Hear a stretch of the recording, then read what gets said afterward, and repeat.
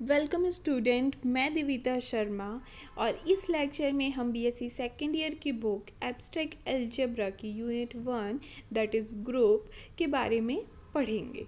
तो इसमें हम टॉपिक कवर करेंगे application of group theory and next topic हमारा रहेगा set and definition of group. ठीक है, तो यहाँ हम सबसे पहले आपको मैं बताऊंगी कि क्यों यूज़ करते हैं, कहाँ से कॉन्सेप्ट है, क्यों हमको ज़रूरत पड़ी ग्रुप पढ़ने की, और सेकंड इसकी डेफिनेशन क्या होती है। ठीक है, अब इसके बाद सबसे पहला हमारा आता है कि यहाँ पे हमारी एप्लीकेशन क्या है। एप्लीकेशन क्या है ग्रुप थ्योरी की, क्यों हम ग्रुप थ्योरी का कहाँ यूज़ करते हैं, क्यों तो नहीं कहाँ हम यूज़ करते हैं। तो सबसे पहले तो हम मैथ्स की ही कुछ ब्रांच के बारे में समझ लेते हैं। तो ये हमारी क्या है, ring theory, vector theory, Galois theory. अगर हम ग्रुप समझेंगे तो हम रिंग थ्योरी समझ जाएंगे। रिंग थ्योरी इसी ईयर की लास्ट यूनिट में है, तो हमको ये हम इसी ईयर में पढ़ लेंगे। वेक्टर थ्योरी का कुछ कॉन्सेप्ट आप फर्स्ट ईयर में पढ़ के आए हैं, लाइक आपने कैले हैमिल्टन जो स्टार्टिंग की 3 यूनिट्स थी आपकी फर्स्ट बुक में, वो सारी हमारी कैसी हैं, वेक्टर थ्योरी की है। और ये हम एक्सटेंडेड पार्ट इसका थर्ड ईयर में भी पढ़ेंगे। गेलाइस थ्योरी आपकी एमएससी में रहती है, तो इसको हम थोड़ा पॉज दे देते हैं। नेक्स्ट हम इसका यूज़ कहाँ पे करते हैं, म्यूज़िक में भी। म्यूज़िक में भी इसकी थ्योरी अप्लाई हो जाती है। जैसे कि आपको पता है सारेगामा पाधानी सा, ये जो 7 सुर हैं, इन्हीं को हम अलग अलग तरीके से अलग अलग स्वर के साथ मिला के बनाते हैं, तो ये अलग अलग नोट्स क्रिएट हो जाते हैं और हमें अलग अलग ध्वनियाँ, अलग अलग स्वर सुनाई देते हैं, अलग अलग साउंड सुनाई देती हैं। तो ये हमारा साइक्लिक ग्रुप के कॉन्सेप्ट से बन के आया है। और ये जब हम पढ़ेंगे साइक्लिक ग्रुप, तब एक बार मैं आपको रिवाइंड करवा दूंगी, तो आपको थोड़ा सा कोरिलेट हो जाएगा। ठीक है, अब ये वाला गेम तो सबने ही खेला होगा, इसको रूबिक्स क्यूब कहते हैं। तो ये गेम जनरली स्टेशंस में आपको काफ़ी जो स्टेशन में स्टेशनरी शॉप्स होती हैं या टॉय शॉप होती हैं, वहाँ पे आपको मिल जाएगा। या ये काफ़ी प्रचलित था, मतलब ये काफ़ी पॉपुलर एक गेम था एक टाइम पे। इसमें होता क्या है, ये जो क्यूब है ना, इसमें जो ये फेस फर्स्ट है, इसको आपको एक सिंगल कलर से करना है। लाइक अभी आपको इसमें येलो, ग्रीन, ब्लू, रेड सब दिख रहा है, तो आपको इसको एक सिंगल कलर में कन्वर्ट करना है। लाइक इसको आप पूरा ग्रीन कर दें, येलो कर दें, ब्लू कर दें या रेड कर दें, जो भी कलर इसमें अवेलेबल है, वाइट है, जो भी है, तो एक सिंगल कलर। ऐसे ही आपको हर फेस को एक सिंगल कलर में कन्वर्ट करना है। ये इस गेम का रूल होता है। तो इसको सॉल्व करने में जो थ्योरी अप्लाई होती है वो कहाँ की होती है, ग्रुप थ्योरी ही होती है। अब इसका हम थोड़ा फिजिक्स में भी यूज़ करते हैं ग्रुप थ्योरी का। कहाँ यूज़ करते हैं इनका, स्टैंडर्ड मॉडल में, गेज थ्योरी में, लॉरेंस ग्रुप में एंड एक्सेट्रा। ये जैसे कि हमने अभी जैसे छोटी क्लासेस में आपने देखा होगा, डेरिवेशन में आप डिफरेंशिएशन का यूज़ कर रहे हैं, प्लस माइनस का यूज़ कर रहे हैं, तो ये मैथमेटिक्स टूल्स हैं जो हमने फिजिक्स को दिए हैं टू यूज़, है ना। ऐसे ही हमारे ग्रुप थ्योरी एक टूल है जो कि हमने उनको दिया है यूज़ करने के लिए, जो कि कहाँ इन थ्योरीज में यूज़ होता है। ऐसे ही केमिस्ट्री में जो आप शायद आपने 12th में पढ़ लिया होगा, या फिर आप अपने फर्स्ट ईयर या सेकेंड ईयर में जो प्लेन के स्टूडेंट है वो पढ़ेंगे, तो वहाँ पे भी देखे होंगे कि जो स्ट्रक्चर है, जैसे कि H2O बना हुआ है हमारा यहाँ पे, है ना। तो H2O का जो रोटेशन है एंगल का, ये कैसे डिसाइड हुआ, ये सिमेट्री प्रॉपर्टी कहाँ से डिसाइड हुई, तो ये सब भी हमने कहाँ से दिया है, इनको एक टूल दिया है ग्रुप थ्योरी, जो ये यूज़ करके आपको ये सारी एक्सप्लेन करते हैं। Symmetry of molecules, rotation of molecules, crystal science, material science, यहाँ पे भी इनका टूल्स का यूज़ होता है। तो ये कुछ एप्लीकेशन पार्ट थी हमारी ग्रुप थ्योरी की। अब हम जनरल लाइफ में भी ग्रुप को समझते हैं, को रिलेट करते हैं जनरल लाइफ से। तो हम यहाँ पे देखते हैं कि group of friends in a class, तो क्लास में 200 लोग हैं, 10-15 भी लोग हैं, या जितने भी लोग हैं क्लास में, बट सब आपके दोस्त नहीं बन जाते हैं। मतलब आप फ्रेंडशिप सबसे रखते हैं, बट आप हैंग आउट करना, बात करना, टाइम स्पेंड करना कुछ ही लोग के साथ पसंद करते हैं। जैसे कि इनने भी यहाँ पे ग्रुप बना के ही बैठे हुए हैं, तो कुछ ही लोगों के साथ आप पसंद करते हैं। तो कुछ लोग वो कौन होते हैं जो आपकी लाइकिंग, डिसलाइकिंग, आपकी इन सब में आपको सपोर्ट करते हैं, आपकी आइडियोलॉजी या सोचने के तरीके आपके मैच करते हैं। तो ये कुछ प्रॉपर्टीज़ हैं ideologies, hang out, plannings, nature, ये सब कुछ प्रॉपर्टीज़ हैं जो सेटिस्फाइड अगर कोई बंदा करता है तो वो आपका फ्रेंड बन जाता है। ऐसे ही यहाँ पे हम group of male and female लेते हैं, तो ये on the basis of gender, यहाँ प्रॉपर्टी क्या यूज़ हो रही है, जेंडर। इतनी बड़ी दुनिया है, हमने on the basis of gender इनको दो भाग में क्या कर दिया है, स्प्लिट कर दिया है, ग्रुपिज्म कर दिया है। तो इसकी प्रॉपर्टी क्या हुई, किस बेसिस पे हम ग्रुपिज्म कर रहे हैं, on the basis of gender. तो ये प्रॉपर्टी सेटिस्फाइड होती है, तो हम ये। अब पॉलिटिकल पार्टीज भी आपने देखा होगा कि आप यूं ही किसी को फॉलो नहीं करने लगते, या आप फॉलो नहीं भी करते हैं तो इसकी भी कुछ प्रॉपर्टीज़ होती हैं, और आप फॉलो करते हैं तो भी इसकी कुछ प्रॉपर्टीज़ होती है। लाइक आपको किसी का काम पसंद आता है, आपको उनकी आइडियोलॉजी पसंद आती है, आपको उनको फ्यूचर प्लानिंग पसंद आती है, तो ही आप कोई पॉलिटिकल पार्टी को सपोर्ट करते हैं। लाइक बीजेपी हो गई, आम आदमी पार्टी हो गई, कांग्रेस हो गई। तो on the basis of ideology और ये सारी जो प्रॉपर्टीज़ हैं अगर सेटिस्फाइड होती है तो ही आप उनको फॉलो या अनफॉलो करते हैं। तो ये हमने समझा कि ग्रुप बनाने के लिए कुछ प्रॉपर्टी का सेटिस्फाइड होना तो ज़रूरी है। तो यही हम थोड़ा मैथमेटिकल टर्म में पढ़ेंगे, ये हम जनरल टर्म में हैं जो हमेशा से करते आ रहे हैं, इसी को मैथमेटिकल टर्म में हमको पढ़ना है। तो सबसे पहले हम स्टार्ट करते हैं यहाँ पे सेट को हिंदी में समुच्चय बोलते हैं। हम जनरली ग्रुप को पूरा इंग्लिश में पढ़ेंगे क्योंकि इसके जो वर्ड्स हैं वो हिंदी वालों के लिए भी थोड़े डिफ़िकल्ट हो जाते हैं, और इंग्लिश में ये थोड़ा स्मूथ वर्क करता है और इसमें बहुत इजी इंग्लिश लगती है और समझने में भी इजी हो जाती है। तो आपको भी अच्छा लगेगा, हिंदी मीडियम वाले बच्चों को भी बढ़िया लगेगा इंग्लिश में ही पढ़ना, बस कोरिलेशन हो जाए इसलिए मैंने आपको यहाँ हिंदी के वर्ड्स दे दिए हैं, मतलब टर्मिनोलॉजीज दी है। तो सबसे पहले हम यहाँ पे सेट पढ़ेंगे। सेट क्या होता है, is a well defined collection of distinct object. तो ये जो दो अंडरलाइन वर्ड्स हैं, वेल डिफाइंड एंड डिस्टिंक्ट, अगर कोई भी हमारा कलेक्शन अगर मेरे पास है और वो ये दो वर्ड को सेटिस्फाइड करता है, वेल डिफाइंड और डिस्टिंक्ट, तो वो कलेक्शन अपने आप किस में कन्वर्ट हो जाता है, सेट में। ठीक, अब एग्जांपल से समझेंगे हम यहाँ पे कि सेट को डिनोट करने के लिए ये होता है, कलेक्शन को रखने की एक जगह होनी चाहिए, क्लटर को रखने की एक जगह होनी चाहिए, जैसे कि हम डिब्बा ले लेते हैं, तो ऐसे ही कुछ भी चीज़ को रखने की एक जगह होनी चाहिए। तो यहाँ सेट को रखने के लिए जगह हमने बनाई है कर्ली स्पेस। कर्ली स्पेस के बीच में ही हम सेट के एलिमेंट्स को रखते हैं। तो अब जैसे कि मैंने यहाँ एग्जांपल ले लिया 1,1,2, तो 1,1,2 यहाँ पे 1 कितनी बार रिपीट हो गया, 2 बार रिपीट हो गया, तो वो डिस्टिंक्ट मतलब विभिन्न की प्रॉपर्टी को होल्ड नहीं कर रहा है। तो ये कलेक्शन तो है बट ये सेट नहीं है। समझ में आया बात? तो अगर ये एक भी प्रॉपर्टी का वेल डिफाइंड तक हम मूव ही नहीं करेंगे क्योंकि हमको दिख गया कि ये डिस्टिंक्ट की प्रॉपर्टी को सेटिस्फाइड नहीं करा रहा है।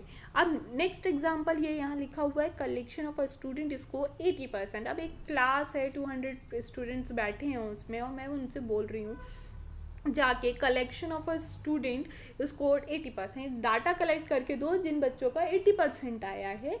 तो हर बच्चा सेम डाटा कलेक्ट करेगा क्योंकि मार्क्स तो जो अलॉट हो गए वो अलॉट ही हो गए। तो कोई भी बच्चा ऐसा नहीं होगा कि किसी ने इसका नाम छोड़ दिया या उसका नाम छोड़ दिया या किसी ने इसका नाम एक्स्ट्रा ऐड कर लिया, ऐसा कभी भी नहीं हो। एक कलेक्शन मिलेगा मुझे जो कि वेल डिफाइंड होगा, सबका सेम होगा। 200 बच्चे भी निकाल के देंगे तो वो उन 200 बच्चों के बीच का डाटा सेम होगा और वो डिस्टिंक्ट भी होगा क्योंकि ह्यूमन बीइंग का डाटा है। एक ह्यूमन बीइंग दो जगह नहीं खड़ा हो सकता। लाइक मैं दिविता, एक सेम मेरे जैसी, नाम तो रिपीट हो सकते बट मेरे जैसी सेम दिविता दोबारा नहीं हो सकती है। तो वही चीज़। अब इसको, अब वेल डिफाइंड की कंडीशन कब नहीं सेटिस्फाइड होती है ये भी समझ लेते हैं। अब मैंने बोला collection of a student scored, ये एग्जांपल समझा रही हूँ मैं। Collection of a student scored good marks या गुड परसेंटेज। तो अब मैं गई 200 बच्चों की क्लास में और बोला कि गुड स्कोर जिसने किया है ना, उनका मेरे को डाटा कलेक्ट करके दो।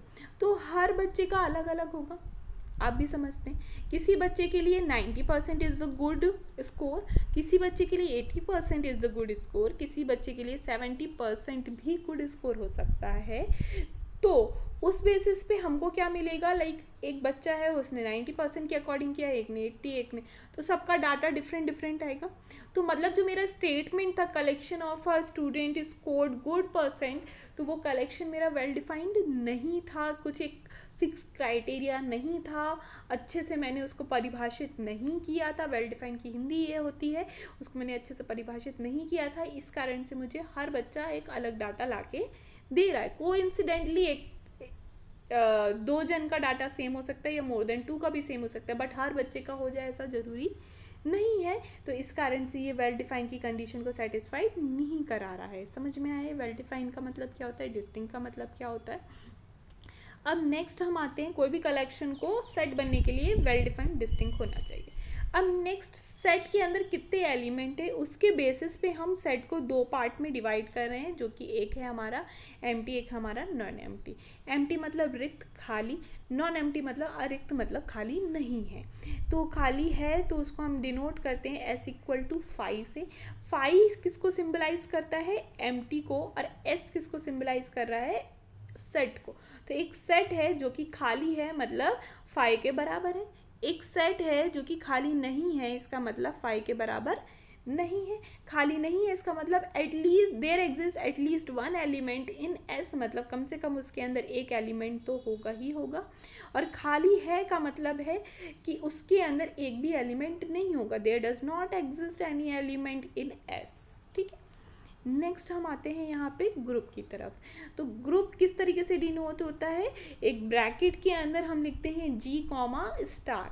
अब स्टार हमारा क्या होता है, बाइनरी ऑपरेशन, और G हमारा क्या होता है, सेट। और ये सेट भी कैसा होता है, नॉट इक्वल टू 5, मतलब कैसा, नॉन एम्प्टी, अरिक्त होता है। अब इस टाइप का जो स्ट्रक्चर है, इस टाइप के जो स्ट्रक्चर हैं इनको हम क्या बोलते हैं, एल्जेब्रिक स्ट्रक्चर या बीजीय संरचना बोलते हैं। ठीक है, तो अगर कोई भी सेट एक या एक से अधिक बाइनरी ऑपरेशन से मिल के बनता है तो उसको हम एल्जेब्रिक स्ट्रक्चर बोलते हैं। यहाँ मैंने उसकी डेफिनेशन भी दी हुई है। A non empty set S is called algebraic structure with respect to binary operation star if it follows the following axiom. इसका मतलब है कि अगर मेरे पास कोई नॉन एम्प्टी सेट है, उसको मैं एल्जेब्रिक स्ट्रक्चर बोलना चाहती हूँ, तो मेरे को एक बाइनरी ऑपरेशन की ज़रूरत है, और वो उस बाइनरी ऑपरेशन के साथ क्लोजर की प्रॉपर्टी को सेटिस्फाइड कराना चाहिए। तो क्लोजर की प्रॉपर्टी क्या होती है, क्लोजर मतलब ही क्या होता है, क्लोज का मतलब होता है कि आप इस घेरे के अंदर हैं तो इस घेरे के अंदर ही रहें, चाहे आप यहाँ पे कहीं पे भी मूव करते रहें, कुछ भी करते रहें, हमें उससे कोई मतलब नहीं है, बट हम आप बाहर नहीं जाएं, ये होता है हमारा क्लोज। ठीक है, तो इसको हम थोड़ा मैथमेटिकली समझते हैं। एक हमारे पास घेरा है, मतलब हमारे पास एक सेट है, सेट के अंदर 2 या 2 से अधिक एलिमेंट है, ये डॉट्स एलिमेंट है। ठीक है, इसमें से एक एलिमेंट का नाम ए है और एक एलिमेंट का नाम बी है, और ऐसे ही सारे एलिमेंट हैं, इनको हम कोई भी नाम दे सकते हैं। ठीक है, तो यहाँ ए और बी, अब एक बाइनरी ऑपरेशन लिया, लाइक हमने इसको प्लस लिया, तो प्लस हम जब भी करें ए प्लस बी को, तो दोबारा से जो आंसर आना चाहिए वो इन एलिमेंट में से कोई एक एलिमेंट होना चाहिए। तो अगर ऐसा होता है हर बार कि कोई भी 2 एलिमेंट को, इन 2 एलिमेंट को प्लस किया, इन 2 एलिमेंट को प्लस किया, इनको प्लस किया, कोई भी 2 एलिमेंट को अगर हमने प्लस किया, और आंसर हर बार हमारा कैसा आ रहा है, इस घेरे के अंदर, मतलब इस सेट के अंदर कई एलिमेंट आ रहा है, तो वो हमारा कैसा हो जाएगा, क्लोज प्रॉपर्टी को सेटिस्फाइड कराएगा, तो वो हमारा एल्जेब्रिक स्ट्रक्चर हो जाएगा। ठीक है, तो यही चीज़ यहाँ लिखी हुई है, a star b belongs to s for all a comma b belongs to s. तो कोई भी 2 एलिमेंट लेंगे तो ए स्टार बी हमारा दोबारा से एस का एलिमेंट हो जाएगा, तो वो कैसा हो जाएगा, हमारा क्लोजर हो जाएगा। ठीक है, क्लोजर हो गया, समझ में आया क्लोजर। इसको थोड़ा और डिटेल में आगे पढ़ेंगे हम। अब बाइनरी ऑपरेशन क्या होते हैं, let G be a non empty set and star is said to be a binary operation if A star B is defined for all A comma B belongs to G। ठीक है, अब यहाँ पे वही चीज़ बोल रहा है कि कभी भी ऐसा ना हो कुछ अजीब सा आ जाए, या जो चीज़ एग्जिस्ट ना करे आ जाए। अगर मैंने A प्लस बी किया है तो हमेशा कुछ एक रिलेवेंट या एक डिफाइंड रिजल्ट मेरे को हमेशा मिले, तो हम उस ऑपरेशन को बाइनरी ऑपरेशन बोल देते हैं। तो कुछ यहाँ एग्जांपल्स भी हैं। तो ये स्टैंडर्ड बाइनरी ऑपरेशन है हमारे, ये कुछ एग्जांपल्स हैं हमारे। तो ये standard binary operation, arithmetic operation भी जिनको बोलते हैं, तो एडिशन, सब्ट्रैक्शन, मल्टीप्लिकेशन, डिवीजन, ये तो आप बचपन से करते आ रहे हैं, या आप इनसे वेल फैमिलियर हैं, इनको कैसे ऑपरेट करना है आपको पता है। बट इनके अलावा भी हम थोड़ा बड़ी क्लास में आ गए हैं और एब्स्ट्रैक्ट मतलब ही कुछ नया है।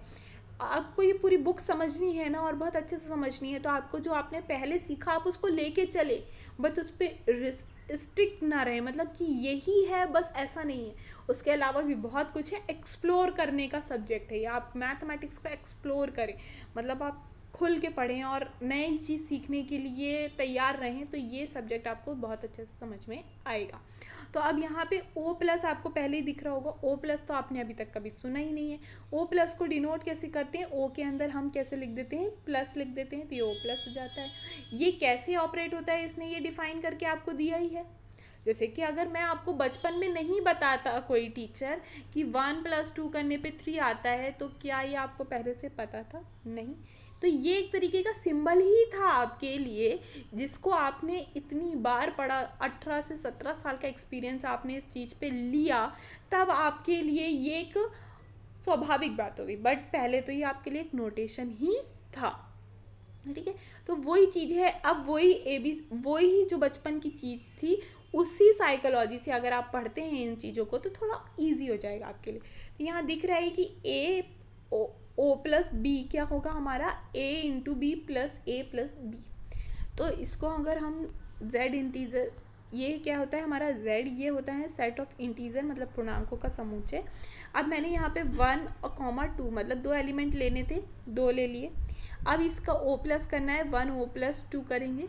तो अकॉर्डिंग टू ये डेफिनेशन क्या आ जाएगा हमारा, A × B मतलब 1 × 2 प्लस A मतलब 1 प्लस 2 मतलब B मतलब 2। तो ये टोटल हमारा क्या हो जाएगा 5, क्योंकि 1 × 2 कितना होगा हमारा 2, और 1 + 2, तो ये हमारा क्या हो जाएगा 5। तो आया समझ में? तो ये इस तरीके से ऑपरेट हो रहा है। तो जब भी ऐसा आए और इस तरीके से डिफाइंड हो, तो हमको ये करना है। बाकी आगे वाले एग्जांपल तो आपको इजी हैं, कि स्टार को हम यहाँ पे क्या ले रहे हैं, प्लस ले रहे हैं, तो प्लस के जैसे ऑपरेट होगा, जो हम सीखते आए हैं अभी तक। स्टार हमारे यहाँ क्या है, माइनस के जैसे ऑपरेट होगा। स्टार हमारा क्या है यहाँ पे, मल्टीप्लाई, तो मल्टीप्लाई जैसे ऑपरेट होगा। तो ये आगे इस तरीके से प्रोसीड होता रहेगा। नेक्स्ट हमारा आ जाता है डेफिनेशन ऑफ ग्रुप। अब ग्रुप की परिभाषा क्या होती है, a non empty set is said to be a group under a binary operation if it follows the following properties. ठीक है, तो मतलब सबसे पहले ग्रुप होने के लिए एक हमको सेट चाहिए। सेट कैसा होना चाहिए हमारा, नॉन एम्प्टी, ये पॉइंट कभी मत भूलना। सेकेंड चीज़, हमको एक बाइनरी ऑपरेशन चाहिए होता है, तो ये चीज़ भी कभी मत भूलना।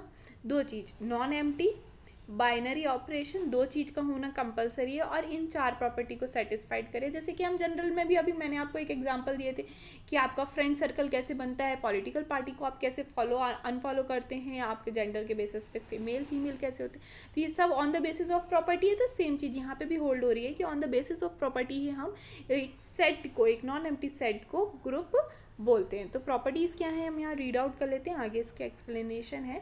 तो ये हमारी हो गई closure property, associative property, existence of identity and existence of inverse.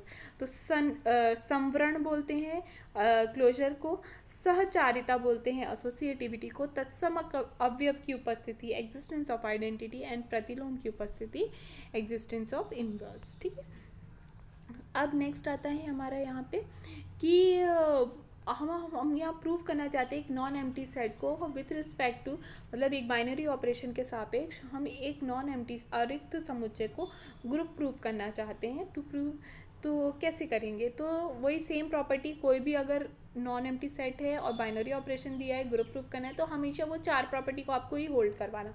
तो प्रॉपर्टी क्या है ये हम समझ लेते हैं। तो सबसे पहले प्रॉपर्टी हमारी क्लोजर प्रॉपर्टी, ये अभी हम पढ़ के आए हैं, वही सेम चीज़ है। एक घेरा है हमारे पास, ये घेरा हमारा एक सेट है, इसके अंदर जितने भी एलिमेंट है इनको वो बाइनरी ऑपरेशन जो भी हमारा गिवन है, डिफाइंड है, उसके तहत जब भी हम इसको ऑपरेट करेंगे आंसर अंदर का ही आना चाहिए, ये हमारी। तो इसको मैथमेटिकली कैसे एक्सप्रेस करते हैं, for all A, B belongs to S, ये जो सिंबल है ये फॉर ऑल का है, मतलब प्रत्येक का है।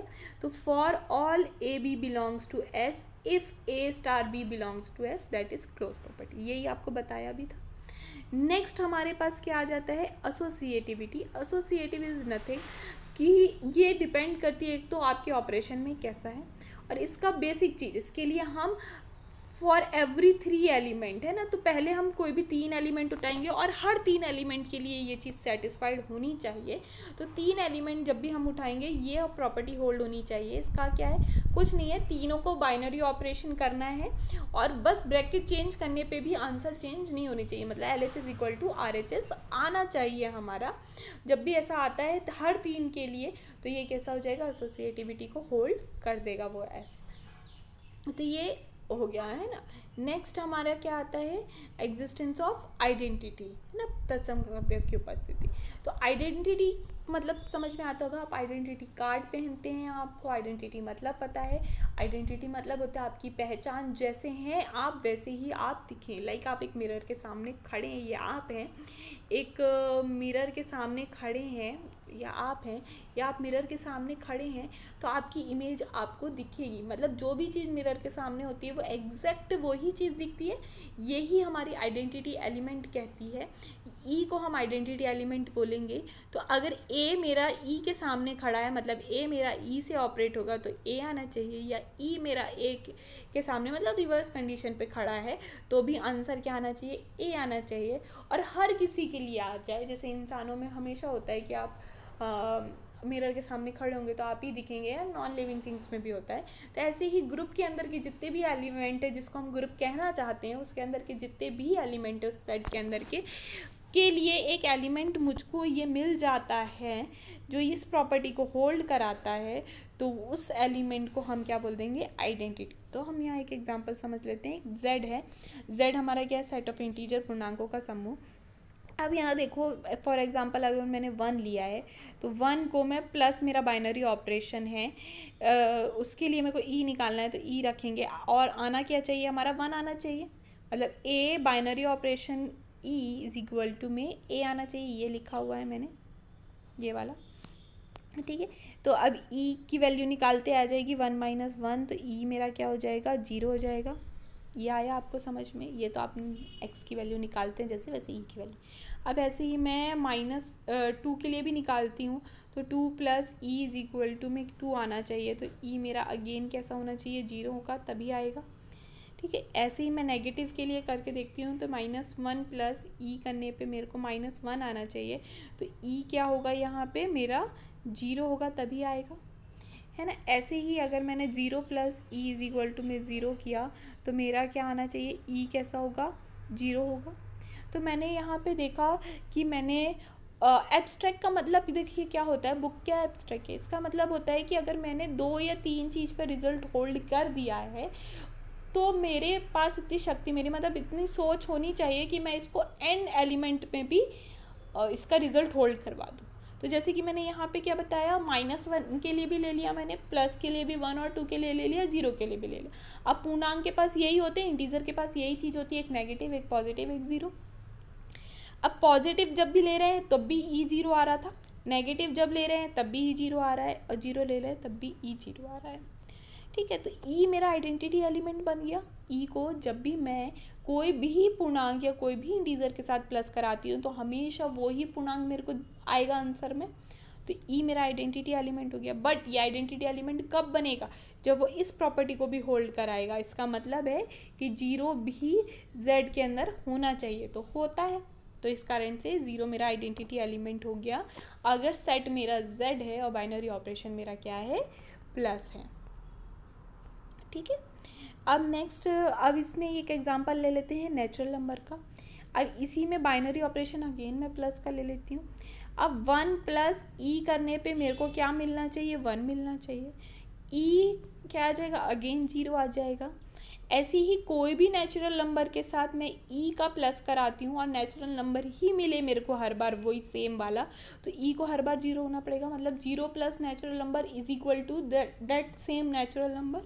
तो ई मेरा आइडेंटिटी एलिमेंट बन सकता है, यहाँ पे ई इज इक्वल टू 0 मेरा आइडेंटिटी एलिमेंट बन सकता है, ये क्योंकि ये प्रॉपर्टी तो होल्ड हो रही है।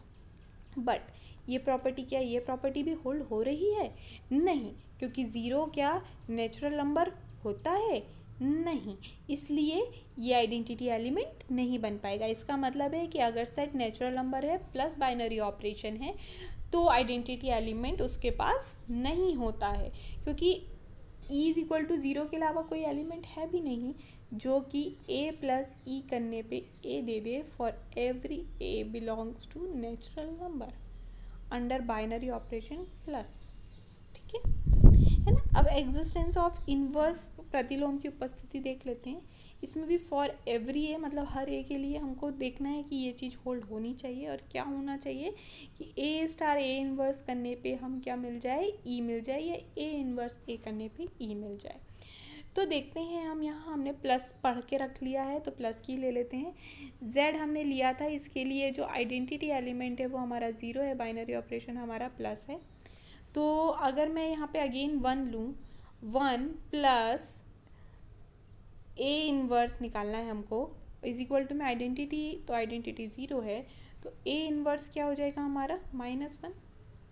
ऐसे ही -2 ले लेते हैं हम, -2 प्लस ए इनवर्स, आंसर क्या आना चाहिए हमारा ज़ीरो, आइडेंटिटी है क्योंकि हमारी ये, तो हमारा जो ए इनवर्स है वो क्या हो जाएगा हमारा 2 प्लस का 2। ठीक है, इसमें -1। तो इसका मतलब है कि अगर मेरा ए क्या था यहाँ वाले में 1 था, ये वाली एग्जांपल में, ये वाले एग्जांपल में मेरा ए क्या था 2 था, ये वाले एग्जांपल में, तो ए इनवर्स क्या आया -2 था, तो इसमें ए इनवर्स क्या आया प्लस का 2, और इसमें क्या आया ए इनवर्स माइनस का 2। तो इससे हमने देखा कि जो ए है वो हमारा क्या हो जाएगा, ए अगर बिलोंग कर रहा है जी में तो ए इनवर्स हमारा क्या हो जाएगा माइनस ऑफ ए हो जाएगा, मतलब प्रतिलोम क्या होगा, हर ए का माइनस ए होगा। आई बात समझ में। तो इसको जनरल फॉर्म में भी लिख के देख लेते हैं, तो ये आ जाएगा a plus minus a is equal to में ई, तो ये माइनस ए ही हमारा क्या है, ए इनवर्स है। ठीक है, आया समझ में यहाँ पे। तो ये हमारा हो गया। अगर कोई भी set non empty set under a binary operation ये 4 प्रॉपर्टी सेटिस्फाइड कराता है तो हमारा क्या बन जाता है, ग्रुप बन जाता है। Thank you for watching. Next हम इसमें स्टार्ट करेंगे, नेक्स्ट हमारी सीरीज़ में, नेक्स्ट हमारे लेक्चर में आएगा एक एग्जांपल लेंगे जिसको हम प्रूव करेंगे कि वो ग्रुप होता है, और उसके बाद हम सब ग्रुप को समझने की कोशिश करेंगे और उसकी डेफिनेशन को। Thank you.